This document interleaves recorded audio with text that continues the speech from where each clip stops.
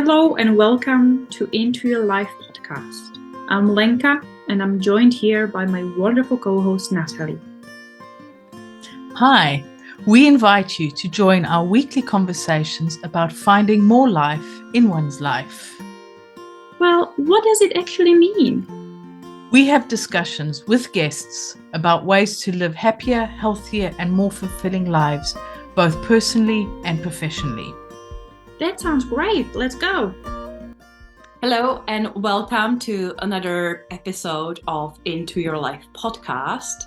Today we have another wonderful guest. Today we have Ruth calling in all the way from Australia. So we are truly global, international, calling in across multiple time zones. And I'm really excited for this conversation. I don't know where it's going to go. We will see. Because Ruth has lived such a interesting, full, adventurous life that I'm so curious just to learn more about her journey and learn more from her. And to give a bit of a perspective of what you may expect and what we may get into, Ruth creates spaces for healing, transformation, and regeneration of soil, soul, and society. And I just love the sound of that. And she does it through the power of individual coaching, through the magic of circle work, and the joy and challenge of living and supporting communities, which communities are a huge deal for me. And I love the sound of all of that. But always the best way to meet someone new is to say hello and say, hi, Ruth, tell us a little bit more about yourself, bring a bit more context into what I just said and see where this goes. Hi, Lenka. Hi, Natalie. And hello to all your lovely listeners around the world. Well, to begin with, my full name is Leonie-Ruth. Leonie comes from lion, which means strong, and Ruth means compassion. And I like to think that during my life, I have grown into that name. I'll start with place. I live on land. The original owners of the land and custodians are the Ngambri people. And I pay my respects to those people, the elders past, present and emerging. And that's very much and very important to who I am as a person, and both socially and spiritually. So I live on Ngambri land. I live in 2 acres of smallholding called Tanglewood. And Tanglewood has been both the literal expression of my life in the last 20 years and the literal and metaphoric journey that I have taken here. Just a little bit more of an overview of myself. I don't like labels because they can be very limiting, but also they can be illuminating. So a few illuminating labels about me. I'm a creative. I do a lot of landscape gardening and have done a lot of that on Tanglewood. I play violin and viola. I'm very intuitive. I've had multiple careers, but when I look back, all of the things I have done have always been about encouraging, motivating, teaching and journeying with people to help them flourish, whether that was in an educational setting, a corporate setting, or in the coaching that I've done for about 17 years now. I'm leaning towards calling what I do now mentoring, because I feel that the space I'm moving from is one that was more structured into a less structured space of mentoring, which is more like journeying with somebody. And that's perhaps one of the exciting things for me for 2024 to explore how that's going to unravel and present itself. There's so much already to pick up on. And I would want to start at the beginning where you explained a little bit about the place, because not everyone, including myself, may not know enough about Australia, Australian history, your landscape there, your earth, your ancestors. So could you tell us a little bit more about, the magic of the land, the magic of the ancestry, the magic of the things that you come from and that you cherish so much? Well, Australia is the oldest continent on Earth. The landscape is the oldest landscape, which means it's been around for longer than any of the others, which is why we don't have major mountain ranges. They've been weathered down over literally millions and millions of years. The people of Australia are the Indigenous Aboriginal people who have been here for 60,000 years or longer. And when the first contact with white settlers happened in various places on the coast, different people, the Dutch, the Portuguese, the French, and then the English had contact. And when the English came, they declared the land to be terra nullis, which means unoccupied. And that is really the beginning of the very bad story, which we actually have Australia Day coming up in a couple of days' time on the 26th, which for many of us is known as Invasion Day. And for many Australians, it's celebrated as our national day. But I personally feel that with the injustices that happened back then and continue to happen, and this is perhaps more important to even what has happened in the past, the injustices that have happened that we need to recognise both legally, morally, but even more important to me is spiritually. You cannot have peace in a land which has been misappropriated, and the true spiritual owners and inhabitants of the land are not being honoured. So that's why at the beginning I did that, what is known as an acknowledgement of country.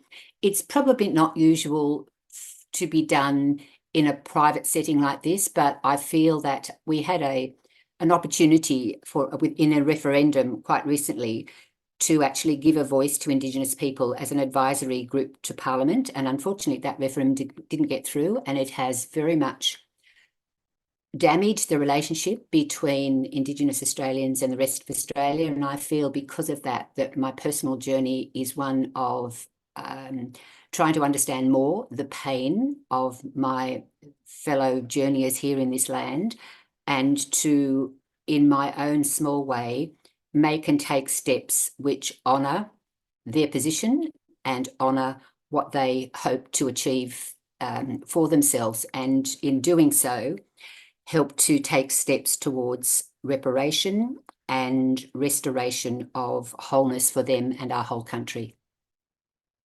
And I think this really adds a nice layer of background and context and understanding to what I said at the beginning, that you really are focusing on working within healing and transformation, regeneration, all like soil and soul and society. So could you explain a bit more about what that means in your eyes and your experience? What you do a bit more on a practical level? And, we can see the connection to the land and to the history, but how it reflects now in the reality in the present, and what is the vision then for the future? I can indeed, and I'll be very happy to do so. We came onto our piece of land, which we call Tanglewood. My husband was here first over 20 years ago, and it was remnant farmland, which was very not at all fertile. It was pretty clapped out. And he built a small cottage here with his own hands. And then I came into his life, and of course things changed for the better then. And we had a vision together of building a garden, and we had no idea where this vision was going to take us, absolute no idea. So we had conversations to the effect of, well, we needed to have windbreaks because it's very windy here. We have wind towers within our vision. And so we needed to plant things so that we began to create our own ecosystem of protection for all life here. And then I said to my husband, I said, well, if we're going to plant trees, we may as well plant things that are edible.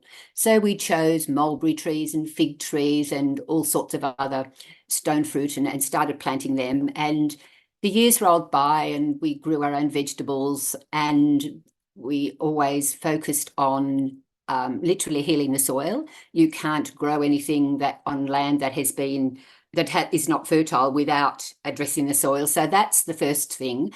And that is symbolic of who I am, the work I do, because tending the literal soil of Tanglewood and tending the soil of my soul, and then in doing the work I do in journeying with people who want to do that, is what I'm all about. So we used compost and animal manure and breaking down vegetative matter and all that sort of thing to enrich the soil so things would grow. It was established during a 20-year drought, which meant we had to be really thoughtful and careful about how we planted. mulching around trees, conserving water, choosing varieties of trees that could withstand the really quite severe climate here. We have very hot summers, sometimes up to 45 degrees on a bad day with 70k winds, very high bushfire danger. And in winters, we can get down to about -4 frost, sometimes -10. So those extremes mean for planting, you have to be really wise.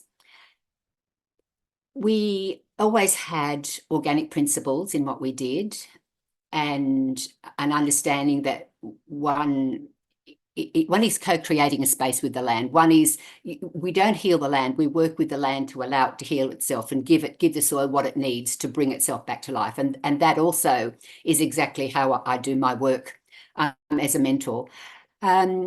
We came into contact with some beautiful people who were doing a woofing, which is workers on organic farms exchange from France, and they lived with us for a while. And we learned a lot more about permaculture principles, which we'd read books about and knew about, but hadn't in a systematic way applied to our own property. So that was a level of enhancement and enrichment.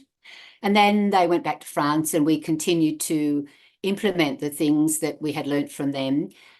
And as we were doing that, in tandem with all of that, we were creating a space which meant that we have nature on our doorstep. And I know you've done a beautiful interview with the lovely lady that runs Pause in Cambridge.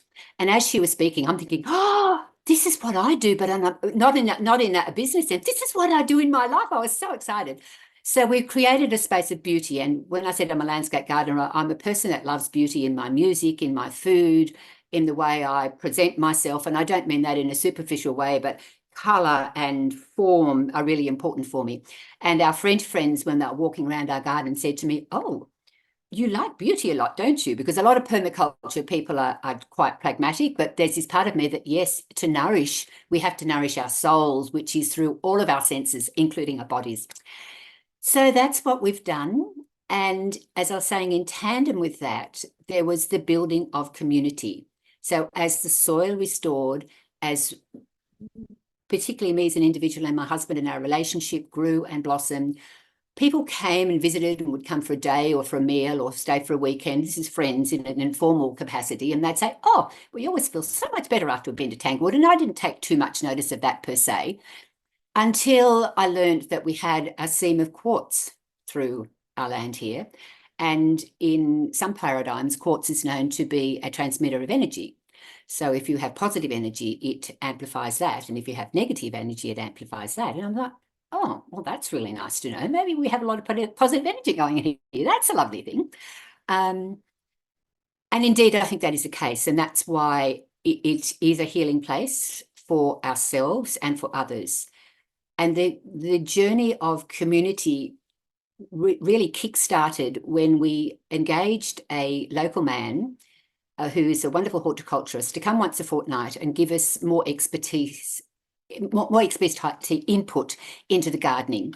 And he turned up on the first day, and he was only coming for 3 or 4 hours in the morning. He turned up with a cake which he'd made, and he said, oh, this is for when we have morning tea. And I was like, that's really nice. I like that. And so each fortnight he'd turn up with his cake, and I'd make scones or whatever. Sometimes it was produce from the garden, like, for example, fresh berries and cream. And we had a lovely morning tea and a time of, I guess you'd use the word fellowship, just human beings hanging out together and chatting and getting to know each other. And so began a tradition which we have kept on and has really become the hallmark of Tanglewood, and that is that we don't do things in a transactional way. We do things in a way that has an extra dimension to it. So when we put a call out for help on our land, which we frequently do, people will say, well, how much do you pay per hour, or whatever it is? I said, look, happy to talk about that, but why don't you come and visit us and see what we do here? The people who turn up and have that conversation are the people who usually stay. A lot of people don't bother because all they want to know is, oh, you pay $25 or $35 or whatever the going rate is per hour, and that's what we're interested in. And we're really happy to pay, and we pay in money or in organic produce or whatever people are happy with. But we do so much more than that, which is why I say it's not just transactional. It's an enriching experience for everyone. And the example I give is a young chap called Josh, who was in between graduating from university and finding a permanent job. He came out every Thursday, and he'd have brekkie with us at 8 o'clock in the morning. He'd then go out with my husband, who at that time had designed and was building a tool shed in the shape of an old little miner's cottage from all the, what my husband calls resource pile whatnots on the property. So wood, windows, bolts, you name it. And he designed the tool shed to actually use the lengths and materials of stuff he had. So the planks, the everything. And this chap came week by week, and he'd have lunch, and then at about 3 o'clock he'd go home with a great big box of organic veggies, because that's all the payment he wanted. And he was delighted because he was getting skills and working alongside my husband, who was quite knowledgeable in these things. We were delighted because we were getting the help. So that gives you a bit of an idea to the way some of the interactions have happened, which have been really rich and fulfilling. And Josh and now his fiance, we've kept in touch. I really love how you have described this Tanglewood and the soil and growing the soil and building a community and everything that you've just described. It's something that I'm very much noticing more and more. And we've actually had we've just released an episode on a young guy in Brazil who's doing the same thing as building a community and the permaculture. And it's definitely something that I think we need more of. We've become such a disassociated society to have these communities. And my local homeopath, who I go to here in the UK, she has land that she's doing something similar to what you're doing. It is about having that space for if people need something, and doing a transaction that's not necessarily a financial transaction. It might be something that you offer to give your time in to receive something else, but not necessarily money. And I love how you are creating this space, this reconnecting to the land, because essentially we are part of nature. And I know that generally we separate ourselves from nature, even physically, with tarred roads and houses that are, 10 feet of concrete. I know I exaggerate there, but that's how it feels sometimes. And to really have that connection back into the land. And you were talking about how you've had to refertilize the land that you on. And I grew up on in my late teenage years, I grew up on a farm in South Africa, and that was very much around the biodynamic idea, but that farm needed to be refertilized because it had just been farmed of all its nutrients and everything else. And you took me back there to remind me that we couldn't do anything on the land for a good few years because we just needed it to rest and recover.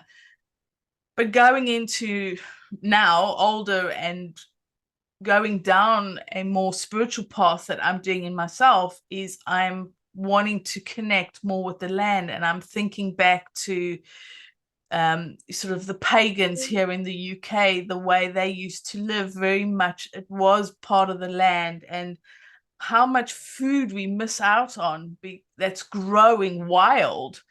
We don't know what we can and can't eat. So when you were sharing how you've the permaculture that you're doing and growing edible food like the mulberry trees instead of just a big fat oak tree or something, I can't think of any other names, but just a tree that we don't necessarily eat the food from. I love how you're bringing that in, and how you're giving that space for somebody to reconnect to the land, and building this community of people can just come for a cuppa and maybe help weed a garden for a box of tomatoes or something. I love that, because it's almost going back to who we are.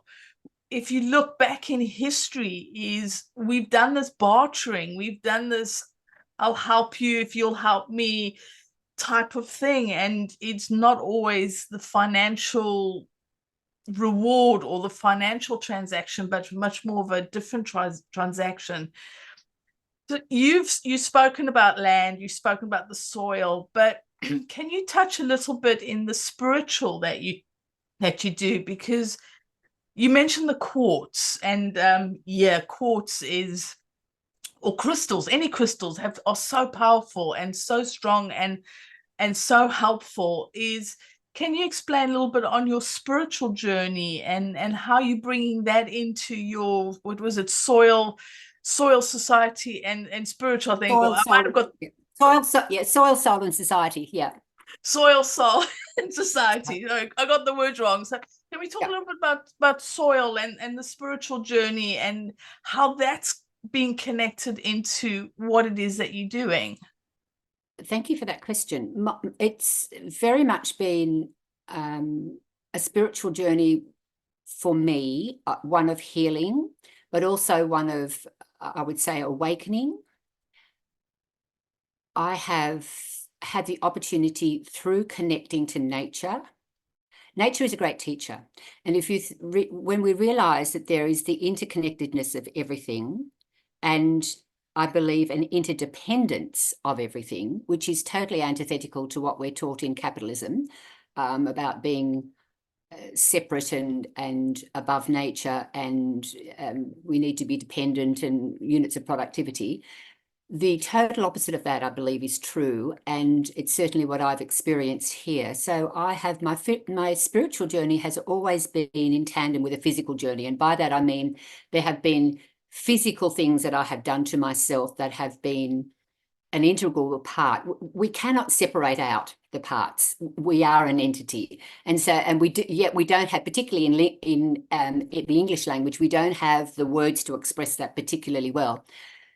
But for example, my journey in becoming far more attuned to nature, being aware of nature, being intuitively able to read what is happening in the wind, in the landscape, with the birds, listening to the birds and knowing what their calls are about. We have a pair of black-shouldered kites that visit every summer, and earlier on in the spring, or every year, they come early spring, and about late spring, the pair of them were in the paddock when we were walking in the evening. And I said to David, I said, there's something really wrong. Their cry was not the normal cry. And in fact, in talking to a friend who is a much more an expert in birds than me, she said, that was a cry of distress. I said, yes, that's what I felt. I said, she said, it was probably a young one that was lost and they couldn't find. Sometimes they get blown out of trees, whatever. And my friend said, did you go and look? I said, no. I said, it was shoulder high grass in the paddock. I said, we've got snakes. There's no way I could go and look there.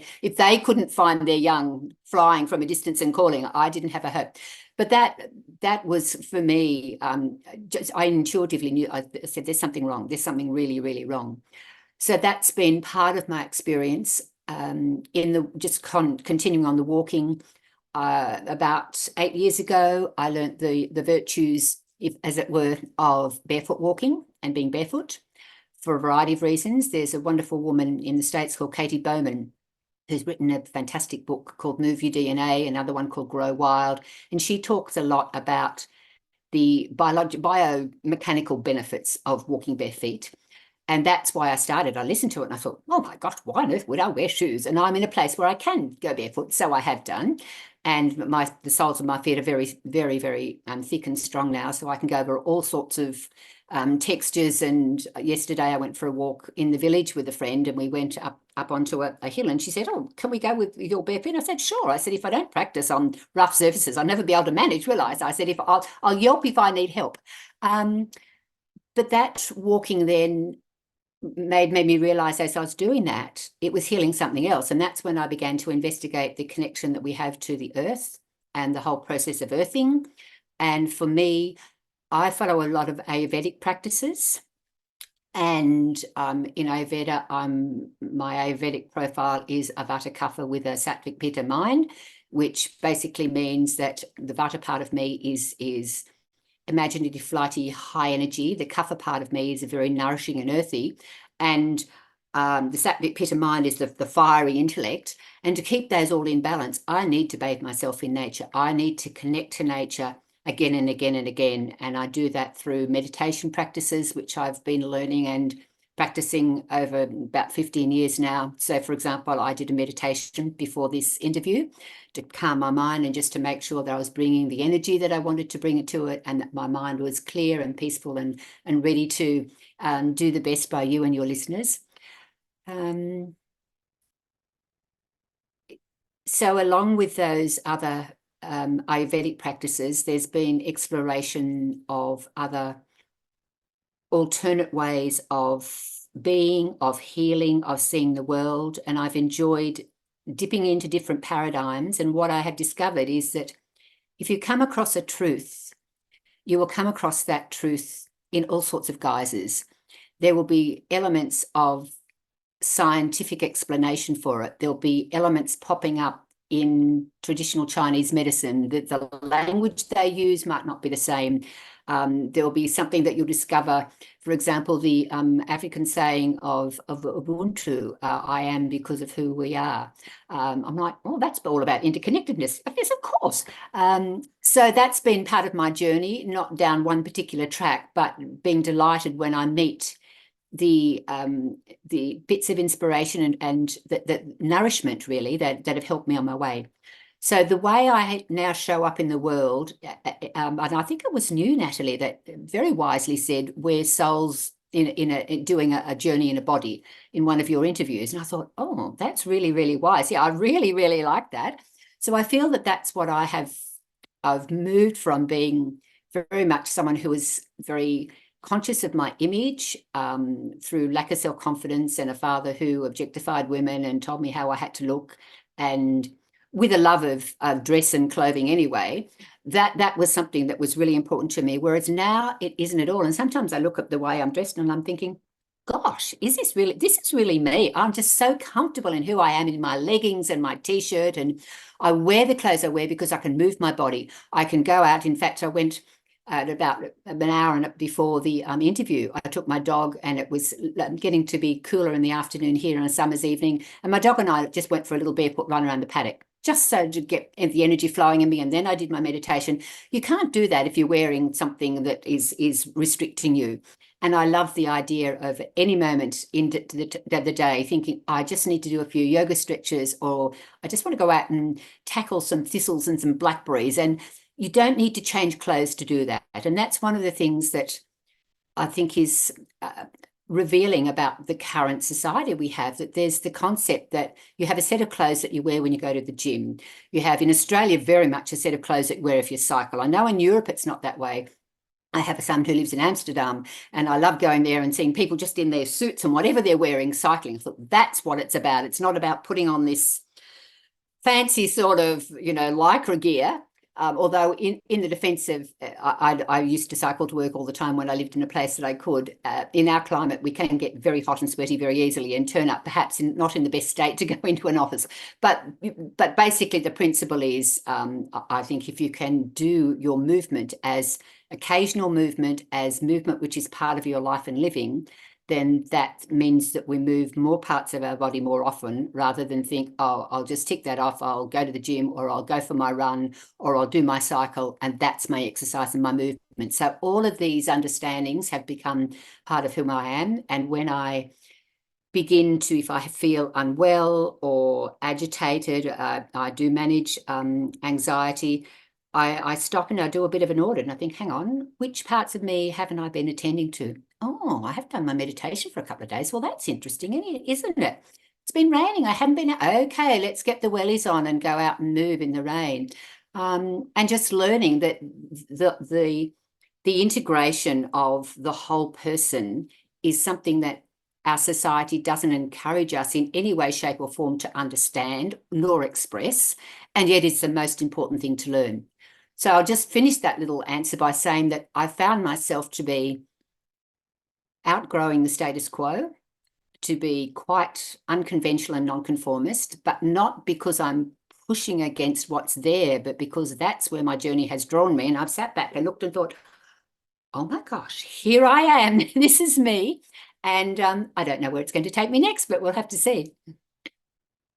I love that. I love how you describe that, and it's essentially you being true to you being who you are, which is something that I really do love. And it is about finding more life in one's life, and you don't have to be part of the status quo or conform to things. That your words, which I really love, to have more life in your life. It's about finding that connection. And something I'm noticing more and more, and especially in myself, this need to be in nature, this almost reconnecting to our past, to as humans, on who we are. I mean, if we go back, we can look at the Native Americans, the Aborigines, the Africans in Africa, India, the pagans, from Europe and all that.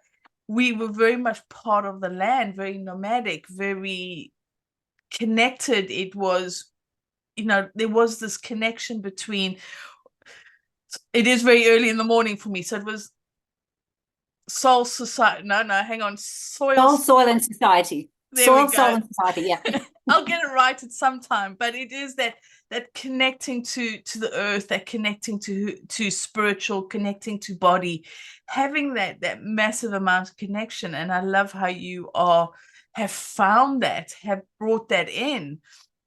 But I do want to just go a little bit beyond, back a bit further than the 20 years, because I'm always fascinated on how people have got to where they are. And I know you landed up on Tanglewood, I think you said about 20 years ago. Your husband landed up there about 20 years ago. What brought you there before that? How did you sort of get there? Because life didn't start 20 years ago. I'm sorry, I don't mean to give your age away, but I'm very, very proud to tell you that I'm turning 68 next month, and at maybe some other time or today we could even talk about the importance of age and how it isn't a stigma. All of my life journey has taken me out of my comfort zone, and I voluntarily did that. At age 17, I arranged myself to go as an exchange student to Japan. I sort of had conversations on the side of the hockey field with the local Lions Club representative, and one thing and the next, and I came back to my parents and said, if you can fund the money, then can I go and do it? And they're like, oh my gosh, what have you done? So that sort of began my journey, really, of reaching for different places and spaces. I've always had a fascination for other cultures and a love of languages. So I moved to Japan as an exchange student and learned Japanese. I came back to university and studied that. I met my ex-husband and got married, and he was an anthropologist, and he was doing research in Indonesia in a slum, and I learned Indonesian and lived in that slum. I came back to Australia and I taught Indonesian and Japanese. So I was a language teacher. And my life went along. I had 2 boys, and beautiful boys. We often had other children come and live with us because of a variety of circumstances. So there was always been this sense of inclusiveness, and not just doing what regular families did, but opening our hearts and our home to people that needed refuge for a short time or whatever the circumstance was. And then at the end of a very long period of time, I realized I was very unhappy and I wasn't satisfied, and I was withering up inside.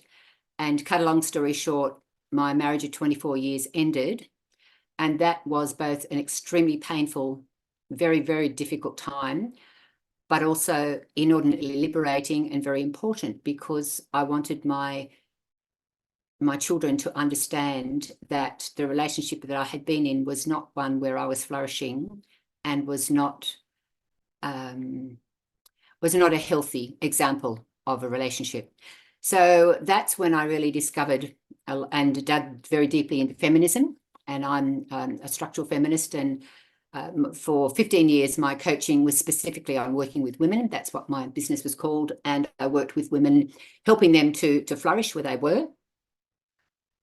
But in that journey also, I realized that a bigger picture was there, and that is the picture of the patriarchy and colonialism and all the things that we know that have influenced us, including creating a legacy of a very toxic masculinity for men. So hand in hand with my feminist activism and advocacy, I have a great heart for encouraging men to be able to step out of that box that they've been trapped in for a very long time by society, through familial, often usually unconscious messaging about being tough and not expressing feelings and all sorts of things. Australia is a fairly, I say, very chauvinistic and with a large dose of misogyny as a culture generally, and that's something that I find very ugly and very unfortunate. So I've been working in that space to help the people around me and support the people around me to be able to be and act differently in those spaces, and to educate and influence the way relationships work out. So that probably brings you to, I'll give the romantic bit about it. I'll tell you how I met my husband. I mentioned that I'm a musician, and in fact, we played in a band together, and it was through sharing of a music stand. I was teaching at the time and working full time, and I said, oh, look, I can get to the gig, but I can't arrange my music. I can arrange my music, but if that's the case, I won't be able to get to the gig. So this very kind man said, oh, look, I'll arrange music and you can share the music stand with me. And that turned out many years later to be my husband. So that's a strong connection we have. And music is an expression in my life, has taken me all around the world as well as many other things, and is something that we do at Tanglewood. We put on, after David built the little cottage, we did an extension. I've got a large music room, and we often have people around to play music, soirees, share music, and that's another part and aspect, I guess, of the healing. Music is very, very healing. And just sort of going a little bit back on, what I was saying about the traveling and, being connected to land, is there was music involved. So music has been part of, I think, human culture or human nature, or just us being who we are. Music has played a big role in that. And I do envy people who can play music. I'm not that good at playing music, but I love to listen to it and hear it. So earlier you mentioned about age and something, and age, especially as women, to sort of give your age, is like, never ask a woman her age, and all that. And I'm finding as I'm getting older, I'm not caring so much about that. And you mentioned the clothes. I like to be comfortable in what I'm wearing. It's not so much the posh clothes. And when you've got to go somewhere smart, I'm like, how comfortable can I get away with before I have to be, prim and proper, especially here in the UK. They do prim and proper very, very well. And it's just, I love how you're bringing all this in. And I'm thinking about, you mentioned the very masculine and the energies, and I was thinking, the Victorian times. And I think a lot of British came to Australia during that time when England was doing what England does, which is a lot of just taking stuff. But I digress a bit, and it is about the music and that. But can you talk a little bit about sort of sharing how age has become something that you realize is it's not that it's not important, but how it changes? I mean, especially as women, you get the maiden, you get the mother, then you get the crone or the wise woman, and these are very much part of the pagan journey or the spiritual journey. If you look at any sort of ancient culture, the older woman was revered, you go to the wise woman and get counsel, and quite often it was a man and a woman. It wasn't just men and it wasn't just women. It was a partnership, because obviously a woman has a different perspective than a man. And I love how the elders, go ask the elders, ask the wisdom of the elders. Can you just bring that in a little bit, or put your thoughts to it? I know I'm rambling a little bit here, but I hope you get what I'm trying to ask. I certainly do, and you've kickstarted that beautifully. Thank you. When I talk about aging, I talk about life, because life is in a cycle. In our Western society, we demonize the word old, and yet from the time we are born, we ask a mother, oh, how old is your baby? Now, to say it's 4 months old, that's not a problem. But if you say you're 45 or 85 years old, that seems to be more problematic. So there's incredible societal influences in a very negative way. But stepping aside from all of that, if you go back to what we were talking about, being a soul journeying in a body, then the soul is ageless. The body has some restrictions, but not nearly the number of restrictions that so many sectors of society, including our health system, put upon us. The body does have parts which wear out, but is also very resilient and self-healing when given the time, the place, and the rest. And my journey is one of listening to my body and responding to that. And I've had a very big learning in that area, because a couple of years ago, I actually had a stroke. And a week before the stroke, I had been, the context was I was looking full-time caring for my mum during COVID lockdown, and she became ill and had to go into hospital. And I was talking to the doctor in the hospital, and I found myself saying, I don't know whether I can do this anymore. I think it's killing me. And after I said the words, I'm like, that's a bit odd. Where did that come from? Because I'd never cognitized those sorts. It was as if the words tumbled out.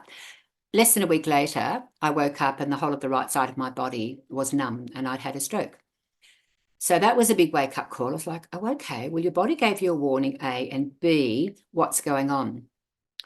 So the body-mind connection, the body-mind-soul connection is very much part of what I'm aware of, and being in a body which is getting older, but a mind which is so influential on everything. So our beliefs, if you believe you are, there's a saying, if you believe you can and or believe you can't, you're correct.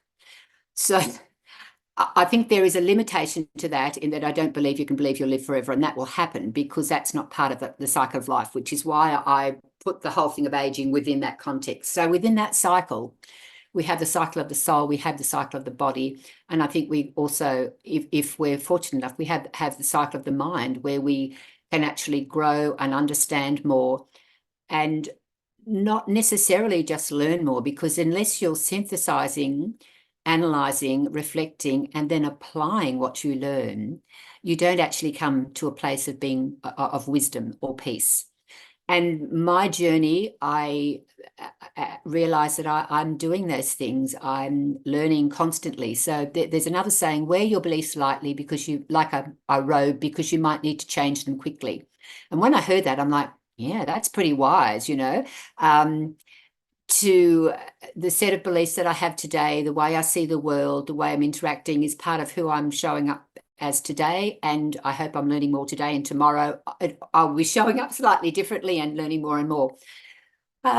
Just touching on the cycles of the woman and the maiden and the etc., and going to the mugger and the crone and the wise woman. I thought a lot about that, and I think there is some truth in it, but I also think that they are constructs that have been put on by society, and not necessarily what needs to be reflected in an individual's journey. I don't want to be delusional and think that you know, I have some eternal elixir of youth, but I know that my attitude to learning, my attitude to life, my expression of myself in nature is not one of a person of what my age group would be expected to do, because that's not where I am in my mind or in my soul, or my journey.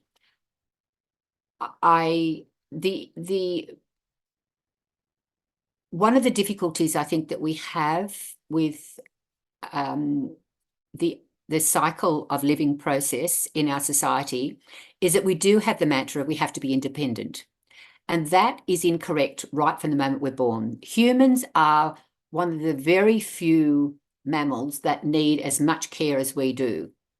We're not born into a pouch. We like marsupials and monkeys. We're born. We have to be cradled in our parents' arms. We can't. We're not like a young foal. We can't just drop and then learn within a few minutes how to walk. We take a good 12 months to learn to do that. Our communication takes a good 2 years and more to do that. So there's an incredible interdependence. And we're not only interdependent within our own species, but interdependent with the rest of the species and the whole planet, the whole ecosystem that we're in. That reality of interdependence means that the cycle of living changes your view of the cycle of living quite dramatically. And I'll just come to the third stage of soil, soul, and society is what we are doing in building community at Tanglewood now is we are just in the final stages of finishing a little cottage, which we started 4 years ago and is going to be for, we have a young couple who are going to move in, specifically because we realised that the amount of physical work and labour that we have on the property is not something that we are going to be able to sustain decades from now, let alone it's physically we can't do what we used to do 20 years ago. Secondly, we don't want to be in a little bubble of paradise isolated from the rest of the world. We want to be sharing what we've got at various levels.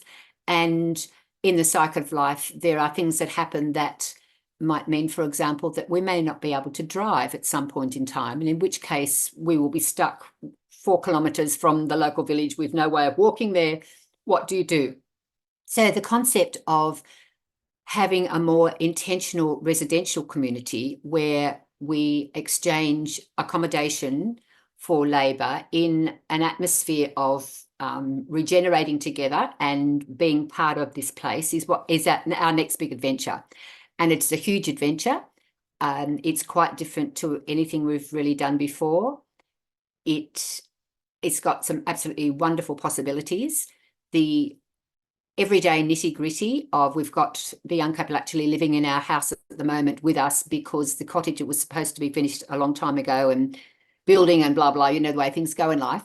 And so it's actually a wonderful experience because I realise that what often happens, and particularly when you get to the stage in the cycle of life where you need a lot more help than you can get to even stay in your own home and you end up in an institution, is you end up surrounded by what is the equivalent of a monoculture. Now, we know that diversity doesn't flourish in a monoculture. We need diversity for the health of the planet, and that's the same in our relationships. So having these intergenerational relationships, it's good in a way because I find it's sort of smoothing some of my rough edges. I'm having to find my voice and put boundaries in that I found difficult to do before, but I'm learning to do that. So I'm learning all sorts, and that's part of my spiritual journey too, all sorts of things on a daily basis, and receiving the absolute joy of watching a young couple delight in this beautiful little cottage that they are able to have some input into how it's going to look, how it's going to feel, and we're talking to them about that. And we went to choose tiles today and we came back and they were really excited about what was going to happen, and they're thinking about how their things are going to look in there. So really giving life and an opportunity for somebody else to, particularly in this day and age, in so many places of the world, there's a major accommodation crisis. People can't afford accommodation, let alone beautiful accommodation, let alone beautiful accommodation in a mature garden with any amount of organic food at your disposal. And we specifically have built the cottage to be eco-friendly. So it's got solar panels on the roof. It's got the mass so that it's touching the earth on a concrete block. So you walk in, even though it's not yet occupied, You walk in a hot day and it's about 10 or 15 degrees cooler than outside, and similar in the middle of winter, you walk in and it's like, wow, where's the heater? So it's going to be a really comfortable place. And I guess that is a little example of everything that we do here, we are doing mindfully to be in alignment with our values, to be in alignment with our ethics, which is all about the interdependence and interconnectedness within ourselves, of our body, soul, and spirit, within soil, soul, and society, and within the planet. So it's a really simple concept, but with really complex interworkings. And as with anything, sometimes it gets a bit out of balance, and that's when we have what we call health expressions or crises or whatever, or feel stress, and that's when we have to stop and think, okay, so what is it now that needs to be? What am I hanging on to? What belief is pushing my buttons now and making me respond in a way that's unhealthy or unhelpful to everybody else or to myself? So that is the next journey that we're embarking on, which is going to be quite huge, and I've got no idea where it's going to lead, but it's a wonderful thing ahead of us for 2024. I could listen to and talk to you for hours. Like, so many of the things that you mentioned really resonate with me. Is the connection to nature. I grew up on a farm, and I'm now more and more grateful and appreciative of the environment I grew up with.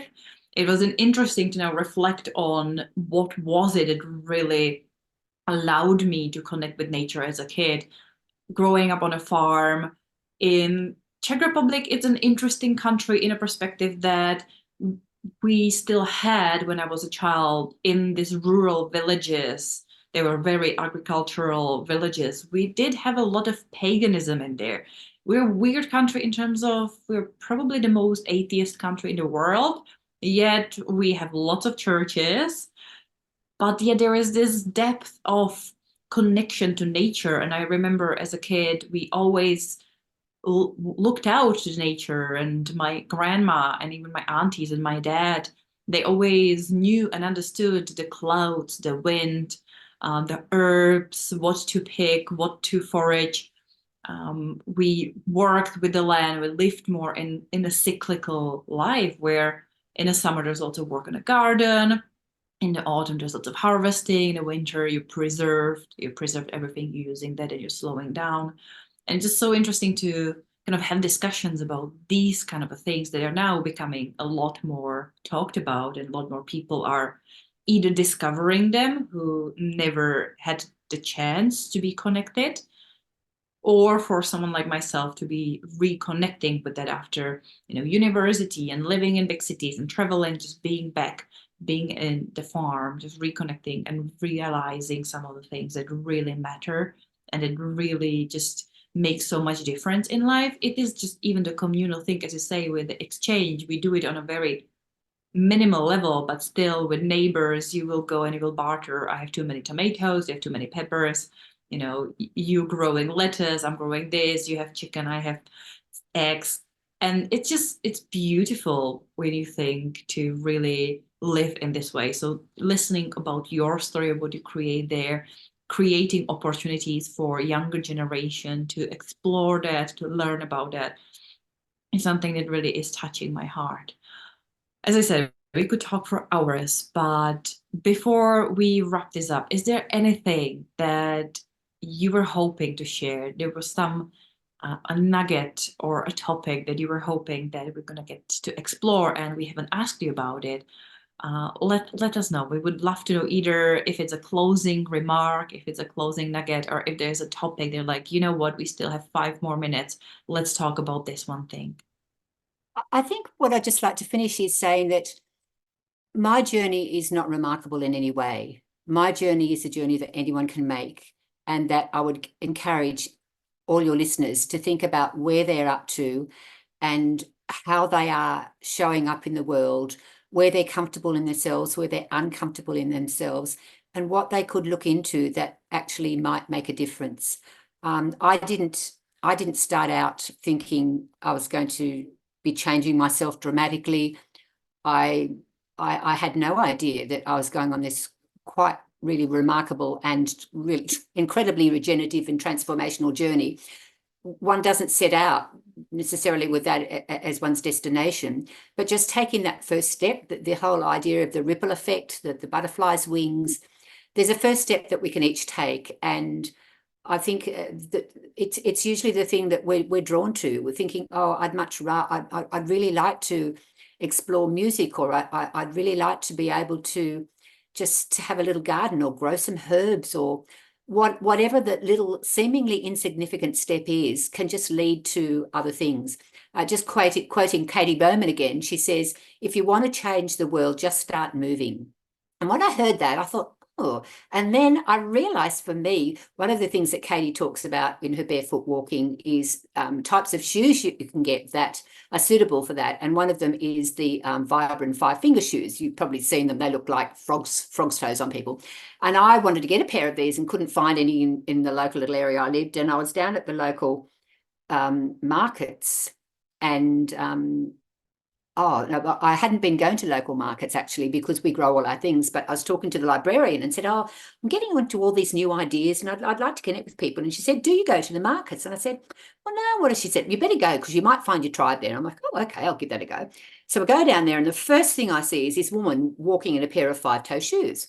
And so as I am, I bowl up and say, oh, good morning. I said, I hope you don't mind me asking, but I really love your shoes. Did you get them locally? Well, she did. And we had a conversation, and that opened up a friendship, which then actually extended into a couple of years later being part of a support group for a refugee who came to live in our community, and all sorts of other ramifications. And I look back and I think, it is true. If you want to change the world, just start moving. Just start moving your body, move where you are, get out of your seat, look at the sunset, step out your door, and you just never know what will open up. So I just want to encourage your listeners to, hopefully if they've heard anything in my story that inspired them, to look and think that can be their story too. What a brilliant way to end is, if you want to change the world, just get moving. And I love that, because moving it physical, mentally, spiritually, anyway. And I love that story that you finished on. And as Lenka said, we can talk for hours, and but I do appreciate it's getting late for you, and we've been here a while. So just to help our listeners, if they're thinking, you know what, I need to connect with this woman. She sounds like she's got some advice for me, or I need her help, or I'd love to chat, or I'd love to visit, or whatever it is. How can they find you? How can they connect with you? The two best places are via LinkedIn. If you're on LinkedIn, I'm very active there. And also I have a website, which is called the Pomegranate Circle, and you could probably pop that link into the show notes. And I'm contactable through both of those. I write reasonably regularly on the Pomegranate Circle. I write a blog. And in a couple of weeks' time, I'm actually starting my own podcast. So you'll be able to find me there too. But more about that later. Exciting. Oh, and a new podcast. That sounds really great. And all your links will be in the notes so that people can access them. I just want to say thank you so much for sharing your energy, for being with us and sharing your wisdom, your knowledge and experiences with our listeners. We really do appreciate it. And so thank you so much. And for our listeners, is there anything that has resonated with you? Are you growing herbs? Are you wanting to reconnect with the earth? Or are you looking into permacultures or living on land and finding ways to build communities, to doing any of the things we've discussed? We would love to know your stories. And if you're looking and thinking, I need a bit more of this in my life, please reach out and let's share, or let's find out, or if there's any way that we can help you, please do let us know. And until next time and our next conversation, we'll talk to you soon. If you enjoyed listening to our conversation, please share it with your friends and colleagues, and don't forget to subscribe. We would love it if you could give us a 5-star rating and write a short review.